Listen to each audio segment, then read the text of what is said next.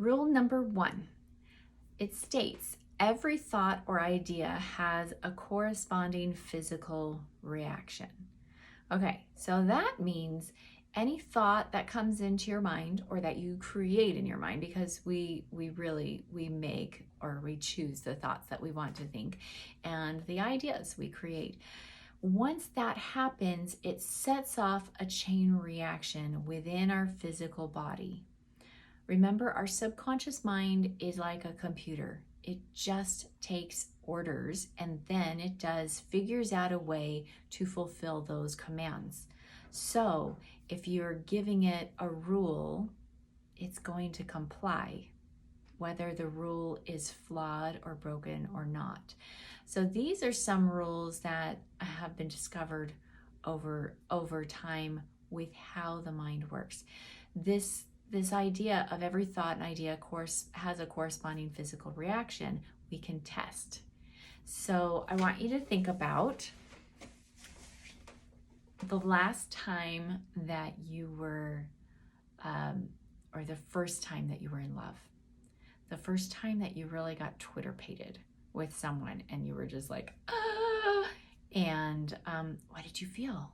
You had the thought, he or she is really cute. And maybe they'll notice me. Maybe, or whatever you think about the person, you start with the thought. And maybe it wasn't because they were cute. Maybe you got to know them a little bit and their personality like made them so cute. Whatever it was, there's a moment when you flip enough that you're like, okay, they're different than the rest of the crowd and I'm interested. What did that feel like in your body? Where did you feel it? Was it butterflies in your stomach? Was it pitter-patter in your heart? Did your head feel floaty? All of those terms, those are things that we use so many terms with the physical body that correlate with thought. You broke my heart. My stomach is tied up in knots because of the stress. You broke my back. You broke my neck. You're such a pain in the butt. All those things. We have those phrases or terminology because our thoughts, ideas, they correlate with they have physical reactions. So we know about hormones and chemicals, and our brain's neurons, neurotransmitters, create all of the chemicals and hormones that we need. We take in food and nutrients so that we can have the building blocks, but we're the master planner that sends out the signals of what we want to feel. I want you to think about that for a minute with our energy, okay? That's how I want to go with it. Think about how you feel when you're sad. Is your energy up or down? And then when you're happy, energy up or down? So there's a story about a girl who got dumped by a stinking boy, and I'm pretty sure he was stinking. Anyway, she just spiraled down into a depression. She didn't clean anything. She was just old pizza boxes laying around, dishes piled up for weeks, and she was so tired. She even ended up getting sick and called out of work a few times. She just wanted to do nothing because she had no energy. When anybody asked her if she needed help or if she could do this, or do you want to go here with me? No, I'm so tired. I'm so tired. I'm so tired and sad.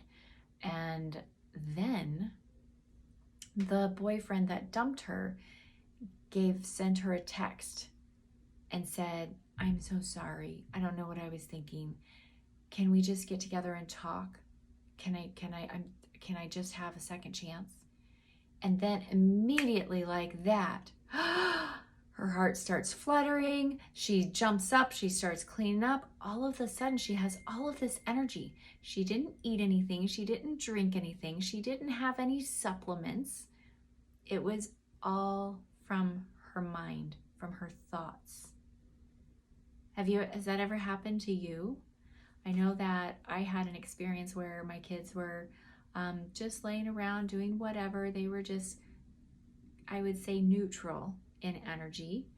And then we let them know we were going to go to Disney World. Guess how quickly that energy changed?